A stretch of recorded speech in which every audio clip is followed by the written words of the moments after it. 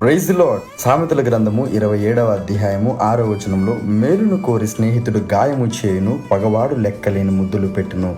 ఈరోజు జాగ్రత్తగా మనం నేర్చుకోవాల్సిన విషయం ఏంటంటే, మనం కలిగి ఉన్నటువంటి స్నేహితులలో ఎవరు నిజమైన వారో ఎవరు అబద్ధికులో మనకి ఎలా తెలుస్తుందనంటే, మనం ఏదైనా తప్పు చేస్తున్నప్పుడు, ఏదైనా దేవునికి వ్యతిరేకమైన పని చేస్తున్నప్పుడు, దేవునికి దూరం అయిపోతున్నప్పుడు, పాపానికి చేరువైతున్నప్పుడు నిజమైన స్నేహితుడు మనల్ని హెచ్చరిస్తాడు. మేలు కోరి మనకు గాయము చేసినా చేస్తాడు, కానీ అబద్ధికుడు మాత్రము మనకి లెక్కలేని ముద్దులు పెడతాడు. అంటే నువ్వు చేసేటువంటి ప్రతి పనికి మాలిన పని కూడా వాడు సమర్థిస్తూ ఉంటాడు. అలాంటి వారితో చాలా జాగ్రత్తగా ఉండాలి. ఈరోజు నిన్ను హెచ్చరించేటువంటి స్నేహితులు ఉన్నారంటే నువ్వు ఆశీర్వదించబడిన వాడు. అలా కాకుండా నువ్వు చేసే ప్రతి పనిని వారు సమర్థిస్తున్నారంటే అటువంటి వారికి దూరంగా ఉండాలని ప్రభు పేరిట తెలియజేస్తాను. ఈరోజు ఎలాంటి స్నేహితులు